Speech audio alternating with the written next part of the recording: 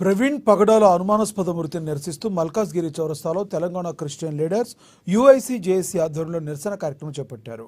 భారతదేశంలో క్రైస్తవులను చంపడం, హింసించడాన్ని రాజహింసగా భావిస్తున్నామని క్రైస్తవ సంఘ నాయకులు చెప్పారు.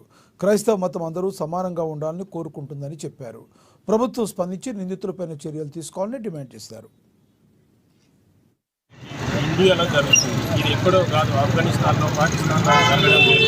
కానీ ఇండియాలో అతి దారుణమైనటువంటి పరిస్థితి క్రైస్తవులను హింసించడం, క్రైస్తవులను చంపడమే తప్ప వేరే దానికి ఇలాంటి ఒక టార్గెట్ పెట్టుకొని చేస్తున్నటువంటి ఇది రాజ్య హింసగా మేము భావిస్తున్నాం. రాజ్యంలో ఉన్నటువంటి వాళ్ళందరూ కూడా ఒక్క క్రైస్తవుని మనిషిగా చూడండి. మీరు క్రైస్తవులనే కాదు, హిందువులని కాదు, కానీ మనిషిని మనిషిగా చూసేటువంటి ఒక రాజ్యం కావాలి, మనిషిని ప్రేమించేటువంటి రాజ్యం కావాలి, మనిషిని ప్రేమించేటువంటి ఒక సుస్థిరమైన పాలన కావాలి. అలాంటిది లేకుండా ఈరోజు ఎక్కడికక్కడ క్రైస్తవులపైన దాడులు చేసి హింసిస్తే ఒక మతమైనటువంటి ఒక ముసుగేసి మతమైనటువంటి ఒక నిపము పెట్టి ఇవాళ అత్యంత దారుణమైనటువంటి పరిస్థితుల క్రైస్తవులను చంపుతున్నారు. ఇది కరెక్ట్ అయినటువంటి పద్ధతి కాదు.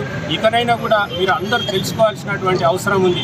సమాజాన్ని మార్పు తీసుకురావాలంటుంది, సమాజాన్ని మార్చమని చెప్తుంది, సమాజంలో అన్ని హక్కులు కావాలంటుంది, సమాజంలో అందరికీ విద్య కావాలంటుంది, సమాజంలో అందరూ సమానత్వంగా బతకాలని క్రైస్తవం చెప్తుంది. కానీ నేను పైన ఉన్నా, ఒకటి కింద ఉన్నాడు, ఒకటి భూమిలో ఉన్నాడు, ఇది కాదు. ఆయన వ్యత్యాసాలు చెప్పలేదు. దేవుడు అందరినీ ఒకే దృష్టిగా చూస్తాడు, దేవుని బిడ్డలన్న అందరినీ ఒకే తీరుగా చూస్తాడు. కానీ అలాంటి సమాజం ఇక్కడ కనబడతలేదు, అలాంటి ఒక రాజ్యం ఇక్కడ లేదు. కానీ ఈరోజు ఇలా పగడాలను చంపడం అని అంటే ఆయన పగడాలను చంపినంత మాత్రాన క్రైస్తవం ఆగిపోతుందా? పగడాలను చంపినంత మాత్రాన క్రైస్తవులు పుట్టక ఆగుతుందా? క్రైస్తవులు చంపినంత మాత్రాన భయప్రాంతాలకు గురైపోతారా? అలాంటిది ఏమి జరగదు. ఒకవేళ ఆయన చనిపోయినప్పుడు కూడా వేల మంది క్రైస్తవులు పుట్టుకొస్తారే తప్ప అది ఏమీ భయపడు మేము కాముగా ఉండడానికి వీల్లేదు. ప్రవీణ్ అన్న కుటుంబానికి న్యాయం జరగాలని, ప్రవీణ్ అన్న కూడా న్యాయం జరగాలని ప్రభుత్వాన్ని మేము కోరుతున్నాము. ప్రతి ఒక్కరు కూడా కళ్ళు తెరవాలని కోరుతున్నాము. ఎందుకనంటే ఇక్కడ అందరం కూడా చాలా మందిని మరి ప్రవీణ్ అన్న ఆత్మకు శాంతి చేకూర్చాలని మేమందరం కూడా మొరపెడుతున్నాము.